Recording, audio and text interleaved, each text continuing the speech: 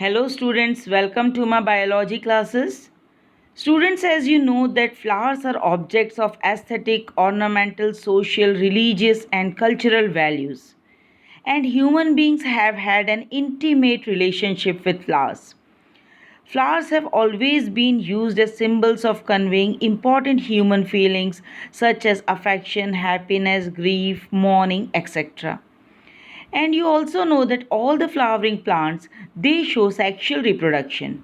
So students, in this chapter, let us understand the morphology, structure and the processes of sexual reproduction in flowering plants. So here we are seeing the part 1.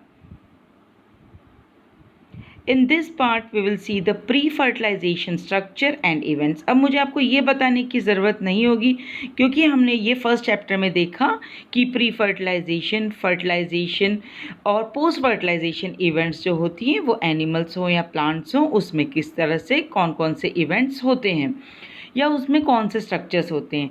तो let us start with the pre fertilization structure in the flowering plants and the events which occur during the pre-fertilization events. Hormones and the structural changes in the plants, they lead to the development of the flower. Flower कब एक plant में बनता है? क्या जैसे ही कोई germination होता है फ्लावर का फॉर्मेशन हो जाता है? नहीं. एक प्लांट जो है उसमें पूरी वेजिटेटिव ग्रोथ होती है जिसको कि हमने देखा था वो जुवेनाइल फेज या वेजिटेटिव फेज थी वहाँ पर. इसी तरीके से यहाँ पर पूरे के पूरे प्लांट में क्या होता है उसमें कई सारे हार्मोनल और स्ट्रक्चरल चेंजेस होते हैं जिसके कारण क्या होता है एक फ्लावर का डेवलपमेंट होता है. तो सबसे पहले प्री फर्टिलाइजेशन इवेंट में क्या हुआ? एक फ्लावर का डेवलपमेंट हुआ. और इस फ्लावर में क्या क्या चीज़ें प्रेजेंट होती हैं ये हम काफ़ी छोटी क्लासेस से पढ़ते आ रहे हैं. फ्लावर में एंड्रोशियम होता है और गाइनोशियम होता है. जो एंड्रोशियम होता है it represents the male sex organs of a flower and the gynoecium it represents the female reproductive organ of a flower. तो जो एंड्रोशियम होता है इसमें जो पूरे के पूरे वर्ल्स हैं उसमें स्टेमन्स जो होते हैं they represents the male sex organs. Right. ऐसी ये क्या है? ये हमारे स्टेमन है. यहाँ पर आप ये ऊपर इसके देख सकते हैं दैट इज़ द एंथर और नीचे आप देख सकते हैं this is the filament. This the anther and this filament. और एंथर और फिलामेंट मिलकर जो एक स्ट्रक्चर है this is called as a stamen. Okay. Stamen और द एंड्रोशियम और the male sex organ. Now let us see the stamen या इसको हम माइक्रोस्पोरेंजियम और पोलन ग्रेन्स के बारे में हम यहाँ पर पढ़ेंगे. So let us see the स्टेमन, microsporangium and the pollen grains. As you all know that the typical stamen it consists of two parts. ये हमने अभी देखा. जो लॉन्ग स्लैंडर ये फिलामेंटस पार्ट आपको जो दिखाई दे रहा है दिस इज़ द फिलामेंट. ये जो है इट इज़ द फिलामेंट. और जो ये टर्मिनल बायलोब स्ट्रक्चर देखिए लोब्स यहाँ पर 2 लोब्स ये बीच में एक लाइन दिखाई दे रही है तो ये एक बायलोब स्ट्रक्चर है जिसको कि हम कहते हैं anther. This is called as an anther. और एक नॉर्मल टिपिकल एंजियोस्पर्म का जो एंथर होता है इट इज़ ऑलवेज बायलोब्ड. और हर जो लोब है ये जो एक एक लोब आपको दिखाई दे रहा है इसके अंदर जब हम देखेंगे इसके अंदर 2 थीका या 2 कंपार्टमेंट जैसा स्ट्रक्चर अभी हमको दिखाई देगा. अभी हम आगे उसके स्ट्रक्चर को देखेंगे. तो इस तरीके से हर लोब के अंदर जो 2 कंपार्टमेंट या जो 2 थीका दिखाई देते हैं इसीलिए हम इस एंथर को डायथीकस भी कहते हैं. जब एक लोब के अंदर 2 थीका हैं then that anther it is called as dithecous. और जब एंथर में 2 लोब्स होते हैं it is called as the bilobed. और हर लोब के अंदर 2 कंपार्टमेंट या 2 थीका जिसको कि हम डायथीकस कंडीशन कहते हैं. Each anther contains 4 microsporangium. इस तरीके से है ये स्ट्रक्चर लाइक दिस. इसके अंदर यहाँ पर ये माइक्रोस्पोरेंजिया हैं इस तरीके से यू कैन सी. राइट. तो ये बायलोब स्ट्रक्चर हो गया. ये डायथीकस वाली कंडीशन हो गई. इस डायथीकस के अंदर this is the microsporangium. Right. So this microsporangium, this is the microsporangium, this is the microsporangium. So 4 microsporangium, 1, 2, 3 and 4 microsporangium, 2 in each lobe. It is located in the anthers, right? तो क्या समझा हमने stamen और microsporangium के structure में कि एक जो टिपिकल स्टैमन होता है इसमें 2 पार्ट्स होते हैं, फिलामेंट और एंथर। और हर जो एंजियोस्पर्मिक एंथर होता है ये कैसा होता है, इट इज़ बायलोब्ड। और हर लोब के अंदर 2 थीका होते हैं, that is why it is called as dithecous, right. और हर एंथर के अंदर 4 माइक्रोस्पोरेंजिया प्रेजेंट होते हैं। हर एक लोब में 2-2 माइक्रोस्पोरेंजिया जो हैं वो प्रेजेंट होते हैं। माइक्रोस्पोरेंजिया जो होते हैं यही जो हैं पोलन सैक बनते हैं। इसके अंदर माइक्रोस्पोरेंजिया के अंदर पोलन सैक्स जो होते हैं वो पैक्ड होते हैं। तो आगे सभी को समझ में, स्टैमन जो है उसमें फिलामेंट और एंथर, एंथर बायलोब्ड, डायथीकस, उसके अंदर 4 माइक्रोस्पोरेंजिया और हर माइक्रोस्पोरेंजिया जो है वो पोलन सैक बनते हैं। उस पोलन सैक के अंदर पोलन ग्रेन्स जो हैं वो प्रेजेंट होते हैं। ये देखिए एक टिपिकल एंजियोस्पर्मिक फ्लावर का स्ट्रक्चर है। सबसे ऊपर जो है यहाँ पर फीमेल रिप्रोडक्टिव ऑर्गन में आता है स्टिग्मा, फिर stigma, style and the ovary. ये तीनों मिलकर बनाते हैं गाइनोशियम और द पिस्टल। और इसी तरीके से मेल रिप्रोडक्टिव पार्ट में एंथर और फिलामेंट ये बनाते हैं स्टेम। और इसी तरीके से स्टिग्मा के नीचे ये जो कंटिन्यू होते हुए जा रही है, this is called as the pollen tube. और ये जो पेटल्स दिखाई दे रहे हैं पूरे के पूरे पेटल के वर्ल्स को हम कोरोला कहते हैं। और इसी तरीके से ग्रीन कलर का जो दिखाई दे रहा है ये सेपल्स हैं, राइट। और इसको पूरे को हम कैलिक्स कहते हैं। यहाँ पर ये देख सकते हैं आप, ये ओवरी प्रेजेंट है, ओवरी के अंदर जो है वो ओव्यूल प्रेजेंट है, राइट। और यहाँ पर जो है इस तरीके से ovary, this is the receptacle, और यहाँ पर ये पेडिसल जो है एक स्टॉक लाइक स्ट्रक्चर होता है। So this is the structure of a typical angiospermic flower. देखिए ये पोलन ग्रेन का स्ट्रक्चर है। स्ट्रक्चर ऑफ अ माइक्रोस्पोरेंजियम, जो माइक्रोस्पोरेंजियम हमने देखा था कि वो हर एंथर के अंदर 4 माइक्रोस्पोरेंजियम जो थे वो प्रेजेंट थे, राइट। ईच माइक्रोस्पोरेंजियम जो है इसके बाहर 4 लेयर्स जो हैं वो प्रेजेंट होती हैं।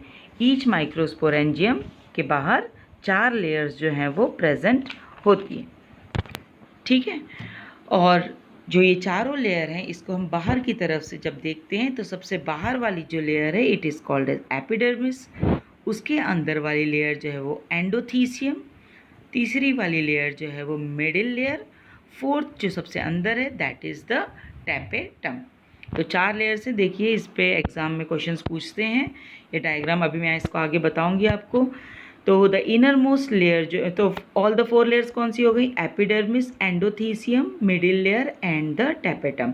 तो सबसे बाहर से जब हम जाएंगे तो बाहर एपिडर्मिस, उसके बाद एंडोडर्मिस, फिर मिडिल लेयर, फिर टैपेटम। वेरी इंपॉर्टेंट, ये पूरी लाइन से आपको लर्न होना ज़रूरी है। सबसे अंदर वाली जो लेयर होती है जिसको कि हम टैपेटम कहते हैं, ये मल्टी न्यूक्लिएटेड। देखिए टैपेटम पे क्वेश्चंस रहते हैं तो इसको अच्छे से आप लोग ध्यान से सुनिएगा टैपेटम के बारे में।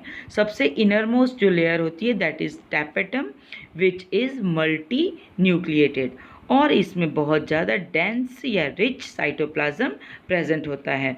रिच साइटोप्लाज्म क्यों होता है, क्योंकि यहाँ सबसे अंदर ही पोलन ग्रेन्स का फॉर्मेशन होगा, पोलन ग्रेन्स यहाँ पर डेवलप हो रहे होते हैं। तो जो ये डेंस साइटोप्लाज्म वाला जो टैपेटम है वो इस डेवलपिंग पोलन ग्रेन्स को नरिशमेंट प्रोवाइड करता है। The very important point which you have to see over here, इसको आप नोट करेंगे कि सबसे इनर मोस्ट लेयर जो है वो क्या है, टैपेटम है, जो कि मल्टी न्यूक्लिएटेड होती है और इसमें डेंस साइटोप्लाज्म जो है वो प्रेजेंट होता है, जो क्या करता है, इट डेवलप्स, जो डेवलपिंग पोलन ग्रेन्स है उसको ये नरिशमेंट प्रोवाइड करता है। और the centres of each microsporangium, जो हमने 4 माइक्रोस्पोरेंजियम अलग अलग कॉर्नर्स में देखे थे, उसके सेंटर में फिर कुछ होमोजेनस टिश्यूज़ प्रेजेंट होते हैं, उसको कहा जाता है स्पोरोजेनस टिश्यूज़। देखिए अच्छे से ध्यान से, अभी मैं आपको वापस जो डायग्राम बताऊंगी इससे आपको और अच्छे से क्लियर हो जाएगा। तो यहाँ पर टैपेटम का पार्ट और जो ये चारों लेयर हैं बाहर से अंदर की तरफ, ये बहुत इंपॉर्टेंट है। Epidermis, endothecium, middle layer and tapetum. Tapetum having dense cytoplasm, multinucleated, it nourishes the developing pollen grains। और सबसे सेंटर में क्या प्रेजेंट होता है? होमोजेनस सेल्स जो हैं which are called as the sporogenous tissues. देखिए ये रहा स्ट्रक्चर जो मैं आपको अभी बता रही थी। सबसे बाहर देखिए आप, एपिडर्मिस है, उसके जस्ट नीचे वाली लेयर जो है वो एंडोथीसियम है, उसके बाद 2 लेयर्स जो हैं वहाँ पर वो मिडिल लेयर की दिखाई दे रही हैं आपको। उसके बाद का जो स्ट्रक्चर है दैट इज़ द टैपेटम। देखिए यहाँ पर ये 1 2 3 और फिर यहाँ पर ये वाला जो आया है this is the 4th one, this is the tapetum. और फिर सबसे अंदर जो इन्होंने कहा है कि होमोजेनस टिश्यूज़ प्रेजेंट हैं, राइट। ये जो पूरा का पूरा सेंटर में जो प्रेजेंट होगा that is the homogenous tissues which is called as the sporogenous tissue. ये यहाँ पर सेंटर में प्रेजेंट होता है, ये स्पोरोजेनस टिश्यू है। ओके तो स्पोरोजेनस टिश्यूज़ के जस्ट बाहर जो है वो टैपेटम है, क्योंकि स्पोरोजेनस टिश्यूज़ ही जो हैं वो माइक्रोस्पोर मदर सेल्स या माइक्रोस्पोर्स का फॉर्मेशन करेंगी। माइक्रोस्पोर्स मतलब पोलन ग्रेन्स। तो इन पोलन ग्रेन्स को जो नरिशमेंट है वो जस्ट उसके बाहर जो ये टैपेटम प्रेजेंट है वो उसको प्रोवाइड करता है। ये देख सकते हैं आप, यहाँ पर ये पोलन ग्रेन्स का फॉर्मेशन हो गया है। तो ये एक माइक्रोस्पोरेंजियम, ये एक माइक्रोस्पोरेंजियम, यहाँ एक माइक्रोस्पोरेंजियम, यहाँ एक माइक्रोस्पोरेंजियम। इस तरीके से 1 2 3 एंड 4 माइक्रोस्पोरेंजियम का जो है ये इसके अंदर प्रेजेंट होते हैं, एक एंथर के अंदर प्रेजेंट होते हैं। तो सबसे बाहर की लेयर कौन सी हो गई आपकी? एपिडर्मिस। फिर उसके बाद देखिए यही जो पार्ट है इन्होंने इसका ये बाहर से बताया है आपको। सबसे बाहर वाली है ये एपिडर्मिस, इसके जस्ट नीचे यहाँ पर एंडोथीसियम देखिए, फिर उसके बाद जो है आपके टैपेटम है, उसके जस्ट बीच में आ गई है sporogenous tissues. I think so ये डायग्राम आपको क्लियर हो गया। Again I am saying this diagram जो है it is very important point of examination. ये सारी लेयर्स जो हैं एक के बाद एक आपको अच्छे से लर्न होनी चाहिए। So this is very important, right. इसको अच्छे से आप लोग तैयार करेंगे। Now see microsporogenesis. ये तो हमने देख लिया कौन कौन सी लेयर हैं और वहाँ माइक्रोस्पोर्स का फॉर्मेशन हो रहा है। तो how the formation of the microspore takes place. So what is microsporogenesis? तो माइक्रोस्पोरोजेनेसिस का मतलब, जेनेसिस का मतलब हमेशा आप याद रखिए it means the formation. So microspore का जो फॉर्मेशन होता है it is called as microsporogenesis. किससे होता है? By the pollen mother cells. So the formation of the microspores from the microspore mother cells through meiosis। अब देखिए यहाँ पर डिप्लॉइड सेल्स थी और यहाँ पर जो माइक्रोस्पोर्स या पोलन ग्रेन्स जो बनेंगे वो हैप्लॉइड होंगे, इसीलिए माइक्रोस्पोर मदर सेल्स जो हैं जिसको कि हम पोलन मदर सेल्स भी कहेंगे, उनको क्या करना पड़ेगा? They will have to undergo meiotic division. जब ये मियोटिक डिवीज़न करेंगी तब क्या होगा? ये हैप्लॉइड माइक्रोस्पोर्स का फॉर्मेशन करेंगी and this process it is called as microsporogenesis. So उसके बाद अब नेक्स्ट क्या है? The sporogenous tissues. अब ये आखिर माइक्रोस्पोर मदर सेल्स का फॉर्मेशन कहाँ से होता है, ये कहाँ बनेंगी? जो हमने देखा था कि सबसे सेंटर में स्पोरोजेनस टिश्यूज़ प्रेजेंट थे। कहाँ पर प्रेजेंट थे? In the microsporangium. माइक्रोस्पोरेंजियम के देखिए यहाँ पर अभी हमने यहाँ देखा था, ये जो माइक्रोस्पोरेंजियम है जो सेंटर में प्रेजेंट है, यहीं पर क्या है, कुछ जो इसके टिश्यूज़ के जो सेल्स होते हैं ये दे चेंज इनटू या दे गेट डिफ्रेंशिएटेड इनटू, या ये डिफ्रेंशिएटेड का मतलब है कि यहाँ की जो स्पोरोजेनस टिश्यू की जो कुछ सेल्स हैं वो कुछ स्पेसिफिक फंक्शन को परफॉर्म करने लगती हैं, इसी वर्ड को डिफ्रेंशिएटेड बोला जाता है। So the sporogenous tissues of microsporangium they get differentiated into microspore mother cell, या उसको हम पोलन मदर सेल भी कहते हैं। तो पोलन मदर सेल या माइक्रोस्पोर मदर सेल कहाँ से बनी? कुछ जो हैं स्पोरोजेनस टिश्यूज़ कि जो सेल्स हैं वो चेंज या कन्वर्ट या डिफ्रेंशिएट हो जाती हैं इनटू माइक्रोस्पोर मदर सेल या पोलन मदर सेल। और हर जो माइक्रोस्पोर मदर सेल है, मैंने पहले भी बोला था, दे विल अंडरगो मियोसिस। इसमें क्या हो जाएगा? मियोसिस होगा। हमेशा याद रखिएगा कि जो ये माइक्रोस्पोर मदर सेल है ये कैसी होती है? डिप्लॉयड होती है, मतलब कि इसकी कंडीशन कैसी होती है? 2n वाली होती है। फिर जब इसका मियोसिस होगा तो ये काय में they give rise to the haploid microspore. ये देखिए, एक बार डिवीज़न हुआ, मियोटिक डिवीज़न, ये हैप्लॉइड बन गए, फिर यहाँ पर वापस हो गया, तो इस तरीके से 4, यहाँ वापस n, यहाँ n, यहाँ n, यहाँ n, ठीक है। तो 4 जो हैं माइक्रोस्पोर टेट्राड्स का फॉर्मेशन हो जाएगा। अभी पूरे के पूरे 4 जो हैं ये ऐसे इस तरीके से फॉर्म हो जाएंगे, 1 2 3 4, राइट। तो इसके अंदर यहाँ पर ये न्यूक्लियस बन जाएगा इसके अंदर like this, and this is called as a microspore tetrad. यानी कि एक माइक्रोस्पोर मदर सेल से 4 हैप्लॉइड माइक्रोस्पोर टेट्राड का फॉर्मेशन हो जाता है, राइट। अभी तो ये इकट्ठे हैं, और जैसे ही डिहाइड्रेशन होगा यानी कि वो माइक्रोस्पोर्स जो हैं उसमें क्या होगा? उसका वाटर पूरी तरीके से ख़त्म हो जाएगा, तो वो डिसोसिएट हो जाएंगे, यानी कि डिस्ट्रीब्यूट हो जाएंगे इनटू 4 माइक्रोस्पोर्स। वो जो 4 इकट्ठे बने थे इसमें क्या हो जाएगा? एकदम से डिहाइड्रेशन हो जाएगा, इस माइक्रोस्पोर टेट्राड से वाटर ख़त्म हो जाएगा, तो डेहिसमेंट होता है, यानी कि खुल जाता है वो एकदम से, और 4 जो हैं माइक्रोस्पोर्स उसमें से निकलते हैं। तो इस तरीके से हर माइक्रोस्पोर मदर सेल से ये याद रखिएगा, each microspore mother cell it forms 4 microspores. पहले तो वो इकट्ठा it gives rise to the microspore tetrad, और फिर ये माइक्रोस्पोर टेट्राड जो है इसका डिहाइड्रेशन होता है और it gets dissociated into 4 microspores, और each microspores it develops into a pollen grain. हर जो माइक्रोस्पोर है वो क्या करता है? It develop into a pollen grain. Okay, समझ में आ गया? What is microsporogenesis? Very simple. देखिए, बिल्कुल इसमें कोई टफ नहीं है, थोड़ा सा आप ध्यान रखेंगे तो चीज़ें आपको लर्न होंगी अच्छे से। आपको ये याद रखना है कि सबसे पहले जो ये आपको एंथर का जो हमने पिक्चर देखा था यहाँ पर, ये आपको इसका ये डायग्राम, ये इमेज अच्छे से याद रखनी पड़ेगी for exam point of view. It is very important. इसकी जो चारों लेयर्स हैं, epidermis, endothecium, middle layer, then tapetum, उसके बाद एकदम एंड में पूरा होमोजीनस स्पोरोजिनस टिश्यू।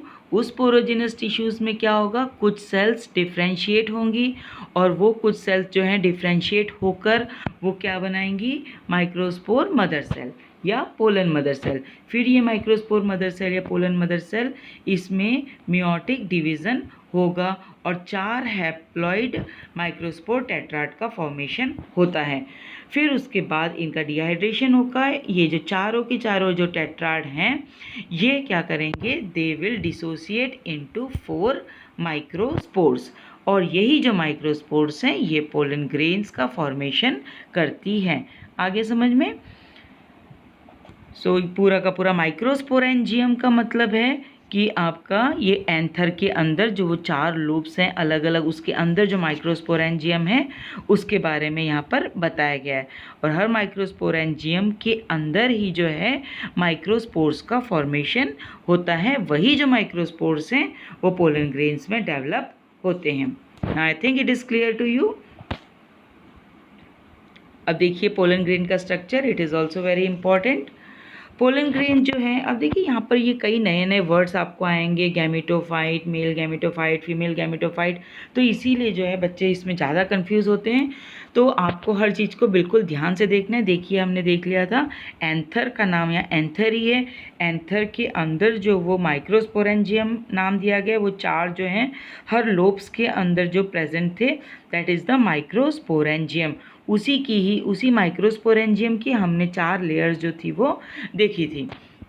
अब देखिए पोलन ग्रेन्स जो हैं, it represents the male gametophyte. तो मेल गैमेटोफाइट अगर पूछते हैं कि एंजियोस्पर्मिक प्लांट में मेल गैमेटोफाइट किसको बोला जाता है, तो एंजियोस्पर्मिक प्लांट में मेल गैमेटोफाइट जो है it is it is pollen grains. Okay, ये चीज़ आपको याद रखनी है। जनरली हमको पता है कि पोलन ग्रेन क्या होता है, लेकिन हमें ये नहीं पता है कि मेल गैमेटोफाइट क्या होता है। तो मेल गैमेटोफाइट क्या है, मतलब एक्चुअल में गैमेटोफाइट वर्ड बोल रहे हैं, it is male gamete of the plant. तो male gametophyte, that is it is the pollen grain.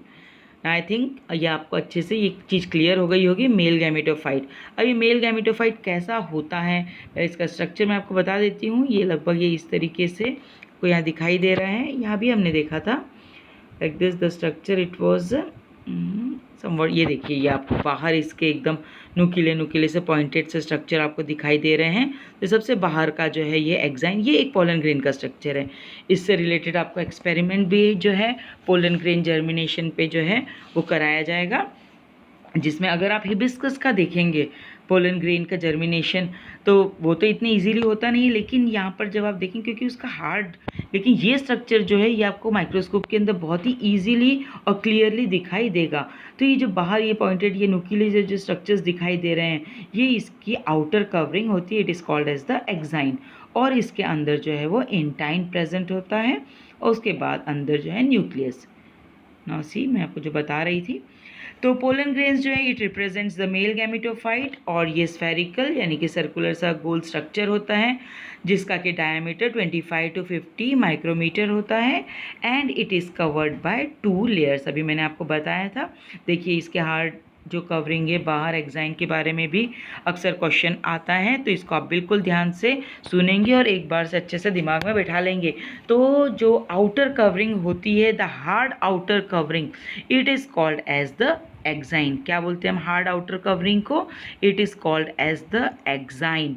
और ये इतनी हार्ड होती है क्यों, क्योंकि it is made up of sporopollenin. अब देखिए स्पोरोपोलैनिन की खासियत, स्पोरोपोलैनिन जो है अभी तक जितने भी ऑर्गेनिक मटेरियल्स नोन हैं उन सबसे ज़्यादा रेजिस्टिविटी जो है इसमें प्रेजेंट होती है।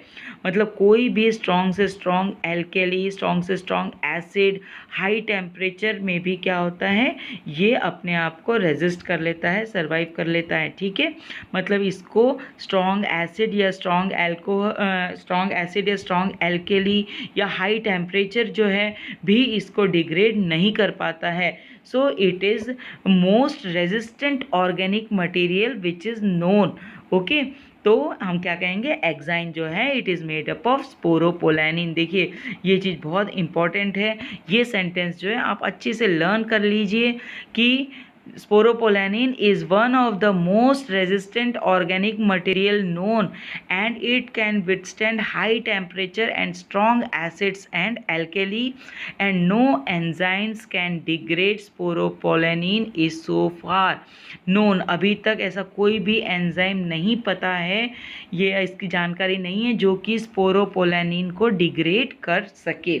ओके, सो ये वेरी इंपॉर्टेंट पार्ट है ये इसका एक्साइन का, जो कि पोलन ग्रेन का आउटर कवरिंग होता है।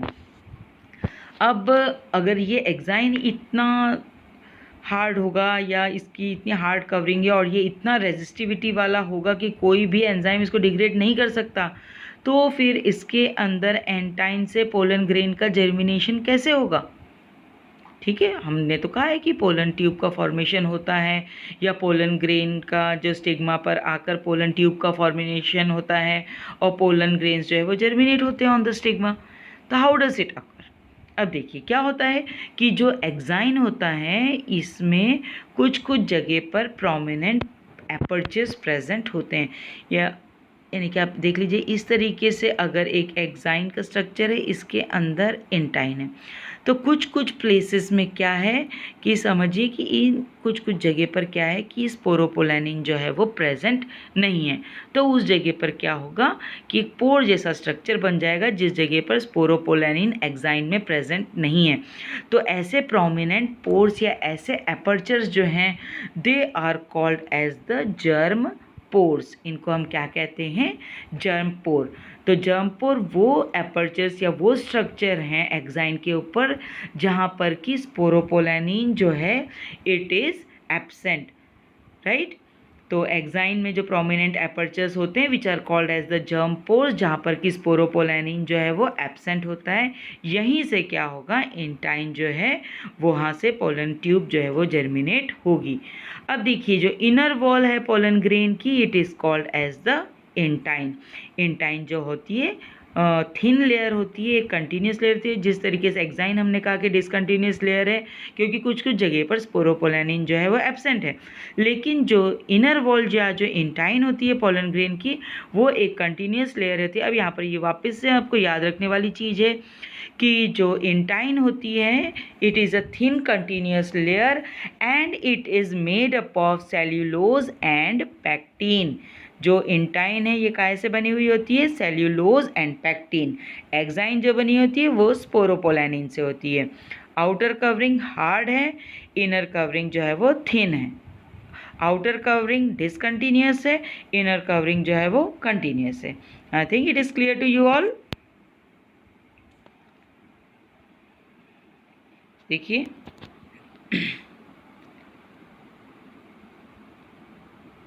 देखिए जब एक पोलन ग्रेन्स मैच्योर होता है तब इसके अंदर, देखिए हमने एक्साइन और इंटाइन देख लिया, अब पोलन ग्रेन के अंदर का स्ट्रक्चर देखते हैं कि जब पोलन ग्रेन मैच्योर होता है तो इसके अंदर जो है वो दो सेल्स जो हैं वो दिखाई देती हैं। पहली जो है एक है वेजिटेटिव सेल और एक है जनरेटिव सेल, कि अब इसकी मैं इमेज भी आपको बताऊंगी। वेजिटेटिव सेल जो होता है वो बड़ा होता है और इसमें अबंडेंट रिजर्व फूड मटेरियल होता है और ये इरेगुलर शेप का, इसके अंदर लार्ज इरेगुलर शेप का न्यूक्लियस प्रेजेंट होता है। अब देखिए वापस से पोलन ग्रेन्स जो हैं इसके अंदर दो तरह की सेल्स प्रेजेंट हैं। हम आउटर कवरिंग इनर कवरिंग को देख चुके हैं, अब हम उसके जो इनर कवरिंग के भी अंदर जो है सेल उसके बारे में हम देखेंगे। तो यहाँ पर दो सेल्स, जब एक पोलन ग्रेन मैच्योर होता है इसके अंदर दो सेल्स प्रेजेंट हैं, वेजिटेटिव सेल और जनरेटिव सेल। वेजिटेटिव सेल जो है ये बड़े साइज का है and it is having abundant food reserve and a large irregularly shaped nucleus. और दूसरी जो है वो जनरेटिव सेल है जो कि छोटी है, और जो वेजिटेटिव सेल है, जो बड़ा सा वेजिटेटिव सेल है उसके साइटोप्लाज्म के अंदर ये फ्लोट करती रहती है जनरेटिव सेल। देखिए यहाँ पर पहले हम इसका स्ट्रक्चर देख लेते हैं। इस जगह पर कैन सी ओवर हियर, ये पूरा का पूरा ये मैच्योर होते हुए ये यहाँ पर दिखाई दे रहा है आपको एक पोलन ग्रेन। ठीक है, स्टेजेस ऑफ द माइक्रोस्पोर जो है पूरा का पूरा एक पोलन ग्रेन जो है ये जो टेट्राड था उससे एक माइक्रोस्पोर पूरी तरीके से डेवलप हुआ है। So you can see the different stages of the microspore maturing into a pollen grain. अब ये देखिए बड़ा सा जो है we are saying the big one, the large one, it is the vegetative cell, और उसी वेजिटेटिव सेल के जो ये देखिए पूरा का पूरा साइटोप्लाज्म है उसी में जो है वो जनरेटिव सेल जो है वो फ्लोट कर रही है। So this is the structure of a mature pollen grain.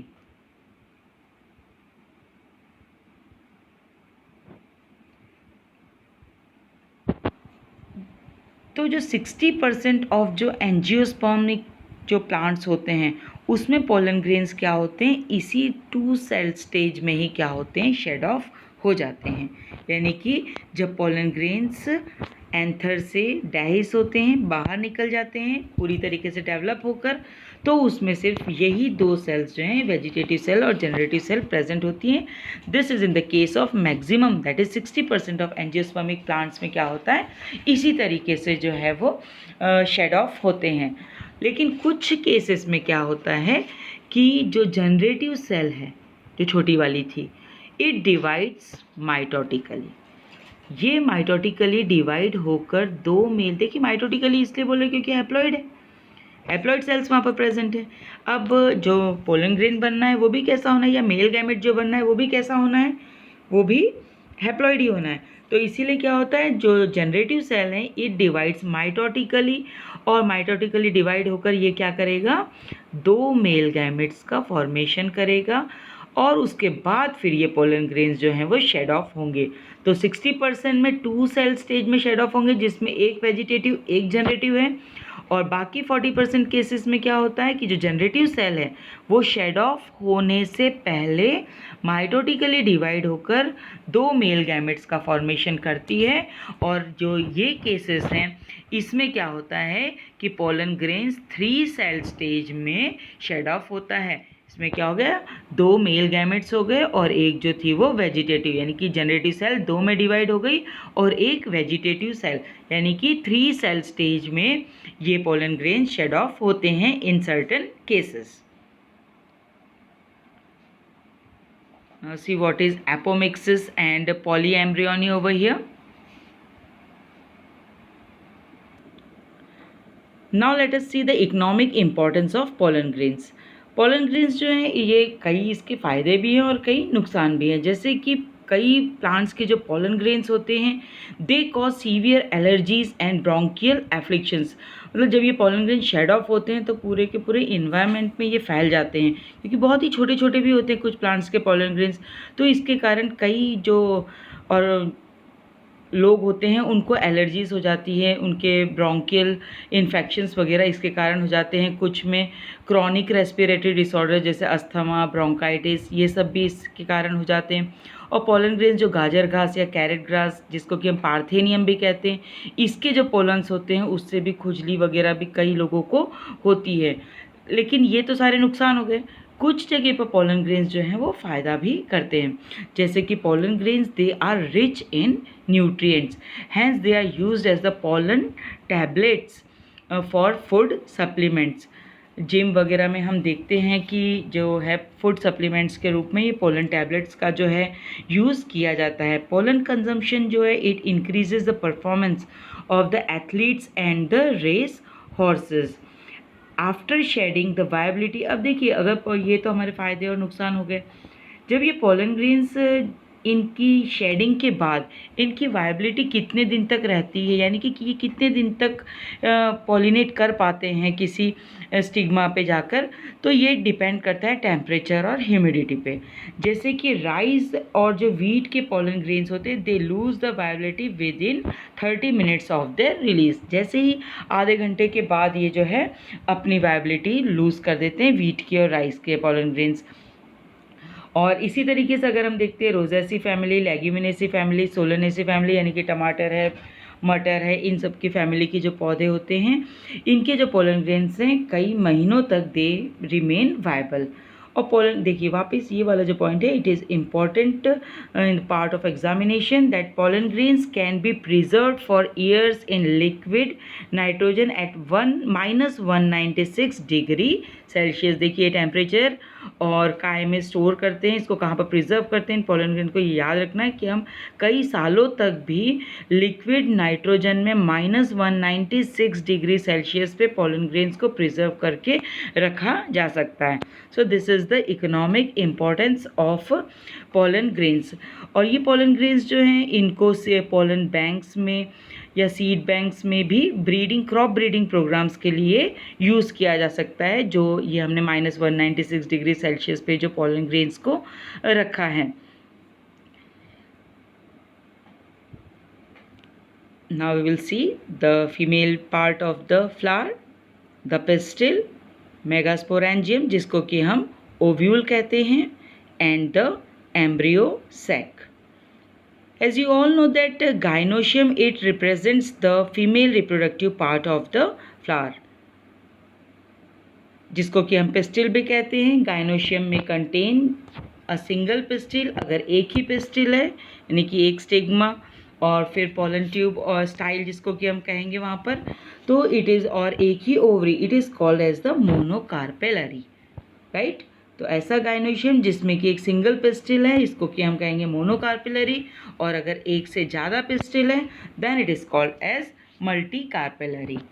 और अगर ये सारे के सारे जो है पिस्टल्स फ्यूज्ड होंगे तो इसको हम कहेंगे सिनकार्पस, और सारे के सारे पिस्टल्स अगर फ्री होंगे तो इस कंडीशन को हम कहेंगे apocarpous, right. Each pistol has 3 parts, you know this, stigma, style and ovary.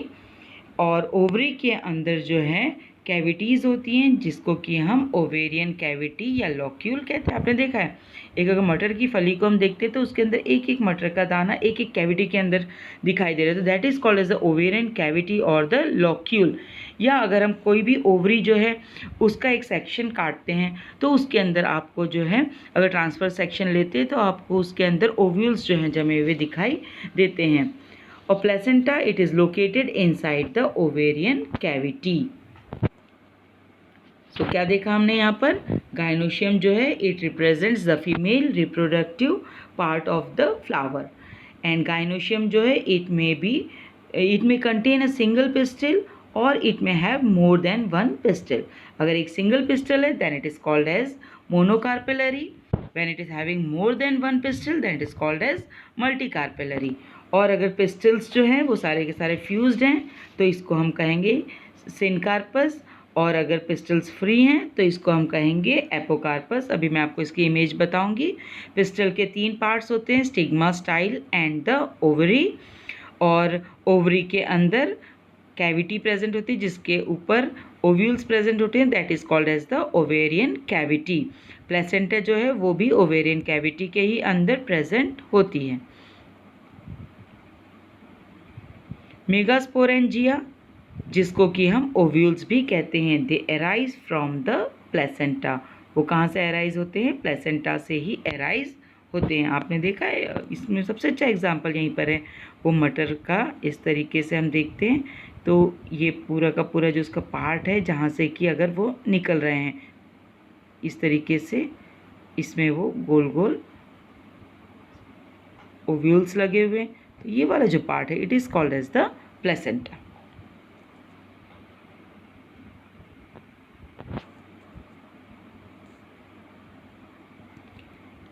और ऐसे ही ओव्यूल जो है एक ओवरी के अंदर एक भी हो सकता है और एक से ज़्यादा भी हो सकता है। सी दिस स्ट्रक्चर तो दिख रहा है यहाँ पर, ये पूरा का पूरा स्टिग्मा फ्यूज़ हो गया है।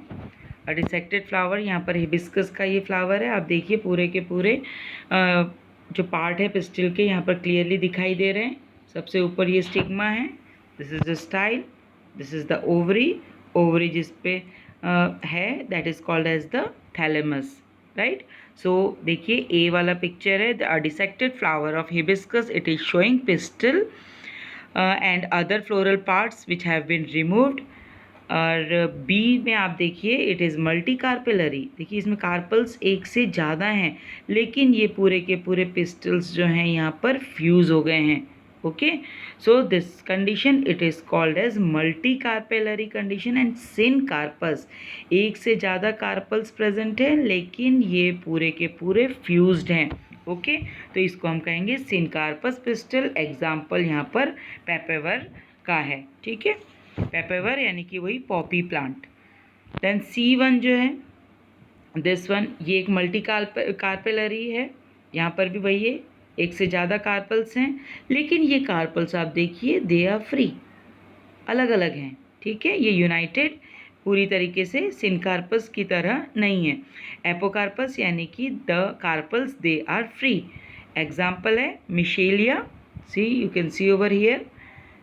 So this is multicarpellary. Apocarpus condition, that is the free carpels. This is the multicarpellary syncarpus condition, that is in papaver. और यहाँ पर अब जो है again this is very important. देखिए सारा जो डायग्राम का पार्ट है एनसीईआरटी का इट इज़ वेरी इंपॉर्टेंट। और जो ये वाला एक डायग्रामेटिक व्यू है जो ये पूरे के पूरे इस एक एनेट्रोपस ओव्यूल का, it is very important. Exam में ये 3 मार्क्स में पूछ लिया जाता है, ठीक है, तो इसको आप बिल्कुल ध्यान से देखेंगे। इसके स्ट्रक्चर को देख लीजिए यहाँ पर, this the structure of an anatropous ovule। ये anatropous ovule है। देखिए यहाँ पर ये सबसे पहले जो यहाँ पर ये प्लेसेंटा से जुड़ा हुआ होता है that is the funicle. Okay, सबसे पहला पार्ट है फ्यूनिकल। फिर ये वाला जो पूरा का पूरा पार्ट है ये बॉडी ऑफ द ओव्यूल है। ये बॉडी ऑफ द ओव्यूल जो है फ्यूनिकल से जुड़ता है, ये पार्ट को हम कहते हैं हाइलम। Got it. सबसे पहला पार्ट है आपका funicle, then comes the hilum.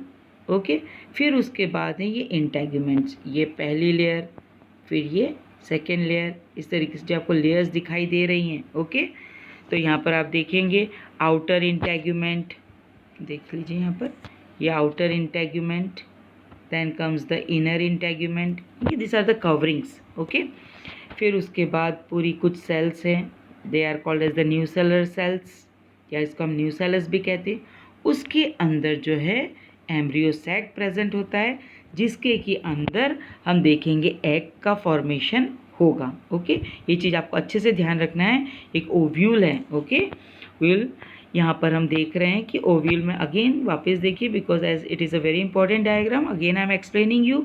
सबसे पहला वाला पार्ट जो है फ्यूनिकल है, फिर उसके बाद जो है वो हाइलम है, और उसके बाद यहाँ पर हम देखेंगे सबसे बाहर की जो कवरिंग है it is the outer integument, second वाली जो है that is the inner integument, उसके बाद की लेयर है न्यूसेलस की सेल्स हैं वो, that is called as the nucellus. उसके बाद जो एकदम अंदर छोटा सा गोल दिखाई दे रहा है, this one is the embryo sac. Okay, अब यहाँ पर दो पोल्स हैं, ये देखिए दो पोल्स, मैं आपको थोड़ा क्लियर करके बताती हूँ। ये जो यहाँ पर ये वाला एरिया, ठीक है, ये एक पूरा एक ओपनिंग लाइक स्ट्रक्चर है, क्योंकि यहीं से क्या है पोलन ट्यूब जो है वो एंटर करेगी, तो ओपनिंग का होना ज़रूरी है। तो ये वाला जो पोल है it is called as the micropylar pole, क्योंकि यहीं पर वो ओपनिंग जिसको कि हम क्या कह रहे हैं माइक्रोपाइल, वो माइक्रोपाइल वाली ओपनिंग प्रेजेंट है at the micropylar pole, from where the pollen tube it enters inside this embryo cell. ठीक है, इसके अंदर वो एंटर करेगी।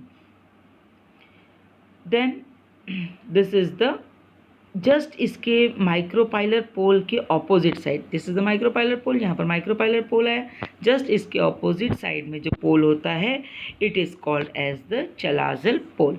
तो दो पार्ट है, ये चलाजा वाला पार्ट का जो है that is called as the chalazal pole, और जो माइक्रोपाइलर पार्ट पे it is called as the micropylar pole. Okay, ये पूरा का पूरा स्ट्रक्चर जो है it is a structure of anatropous ovule. यहाँ आपको सेंटर में जो है ये एम्ब्रियो सैक दिखाई दे रहा है, इसके के अंदर एग का फॉर्मेशन होगा। इसको हम थोड़ा सा और डिटेल में देख लेते हैं।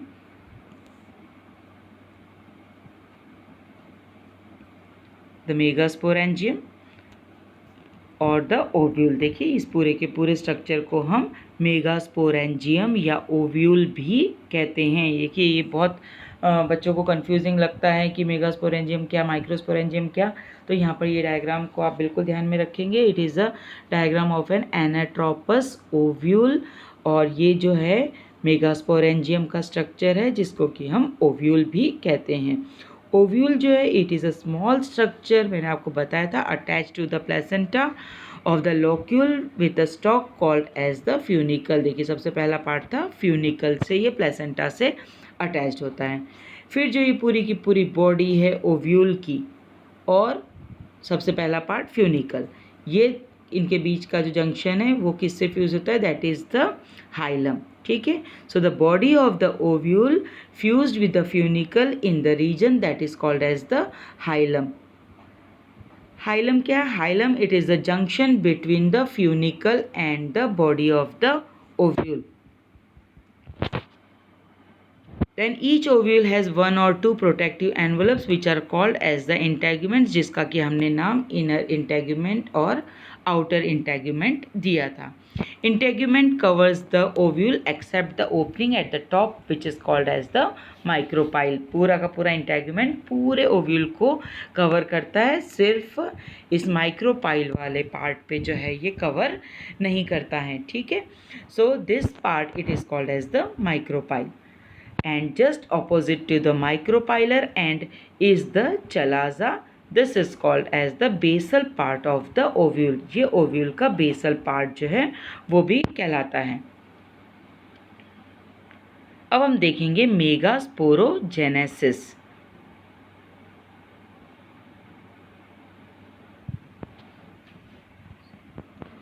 So the process of the formation of megaspores from megaspore mother cells. देखिए बिल्कुल वैसे ही जैसे कि हमारे माइक्रोस्पोर्स का फॉर्मेशन हुआ था, वहाँ पर हमने क्या कहा था, the process of the formation of the microspores from the microspore mother cell it is called as microsporogenesis.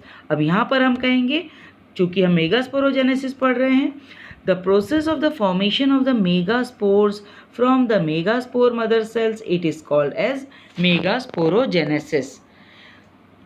अब ये मेगा हमने वहाँ पर देखा था कि माइक्रोस्पोरोजेनेसिस जो था वो स्पोरोजिनस टिश्यूज़ में कुछ सेल्स जो हैं वो megaspore mother cell microspore mother cells की तरह वर्क करती है और माइक्रोस्पोर्स का फॉर्मेशन करती हैं। अब यहाँ पर क्या होगा कि हमने एनाट्रोपस ओव्यूल का स्ट्रक्चर देखा, यहाँ पर हमने देखा था, just a minute let me show you again. यहाँ पर हमने ये एनाट्रोपस ओव्यूल का स्ट्रक्चर है, यहाँ पर मैंने आपको बताया था ये न्यूसेलस की सेल्स हैं, यहाँ पर ये न्यूसेलस की सेल्स प्रेजेंट है, दिस इज़ द न्यूसेलस।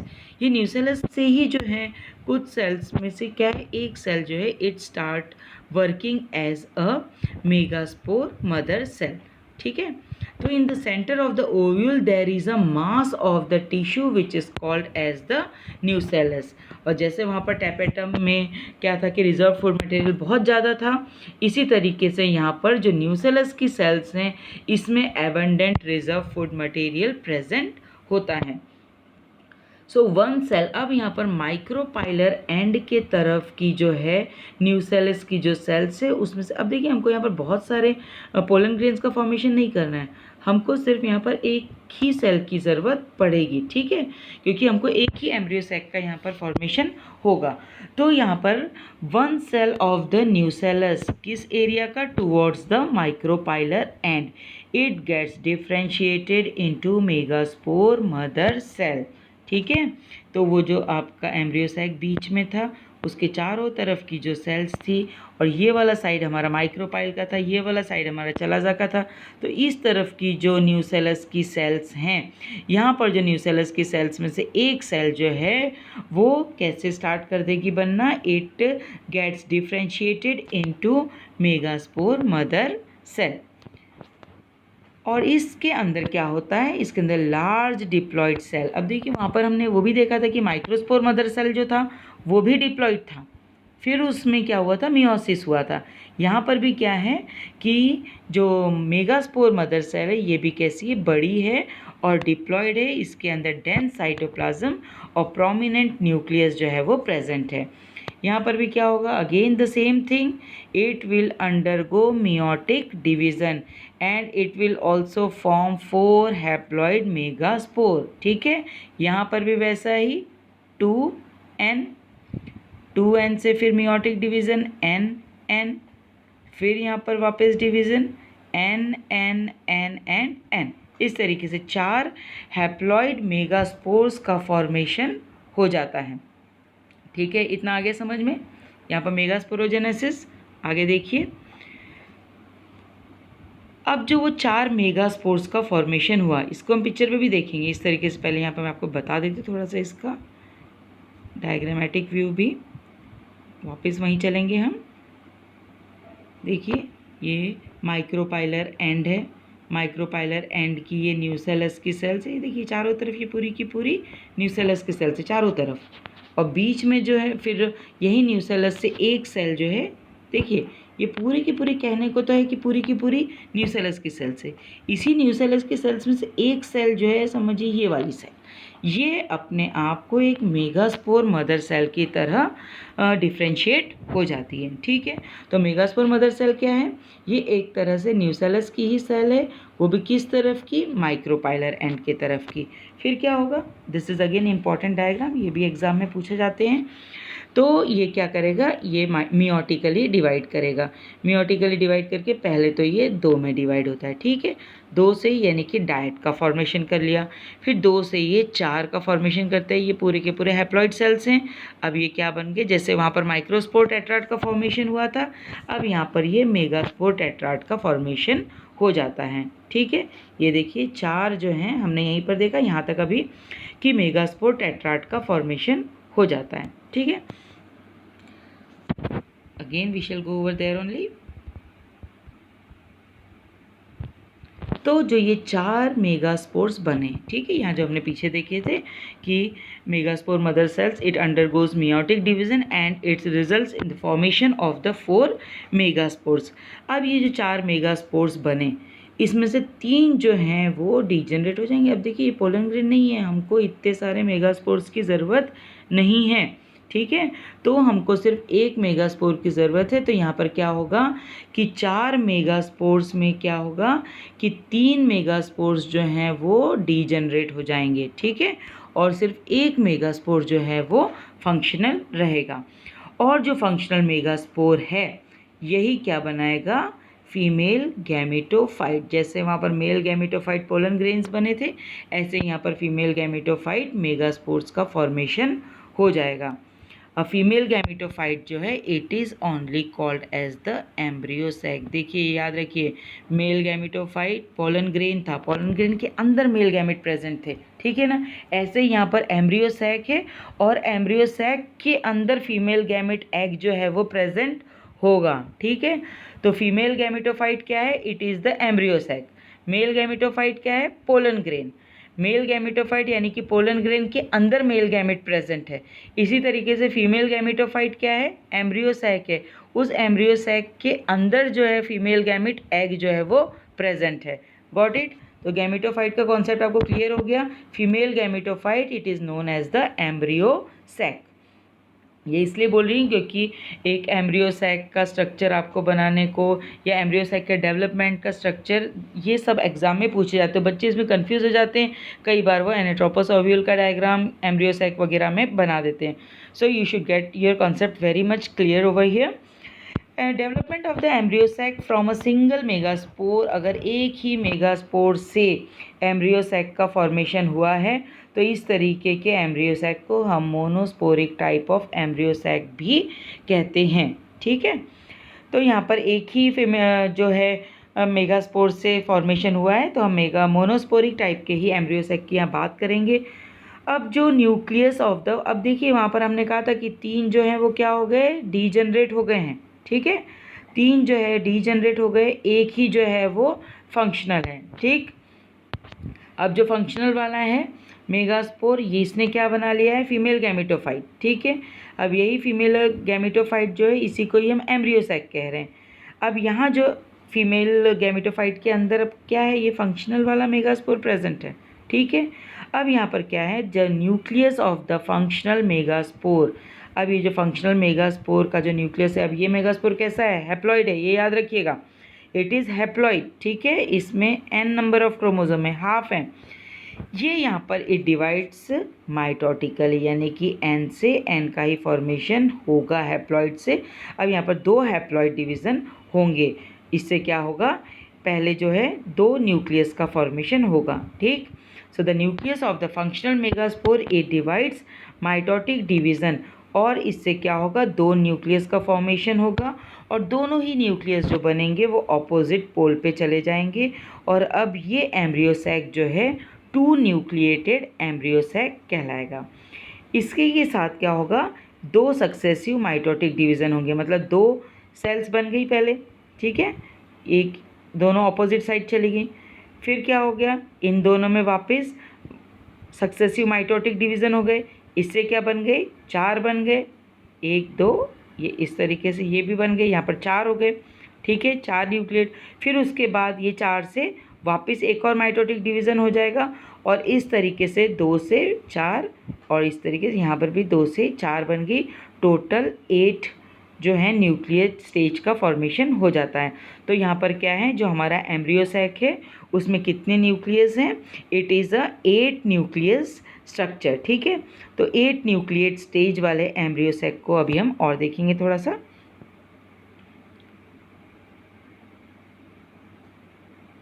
देखिए पहले हम उस पिक्चर पे जाते हैं वापस से। ये देखिए यहाँ पर, यहाँ 4 वाला जो बना था मेगास्पोर टेट्राड, इसमें से 3 जो हैं वो डीजनरेट हो गए और जो एक था उसने क्या किया, माइटोटिकली डिवाइड करके 2 न्यूक्लियस का फॉर्मेशन किया और दोनों न्यूक्लियस अपोजिट साइड में चले गए। फिर दोनों में वापस एक और माइटोटिक डिवीज़न हो गया, 2 से 4 बन गए।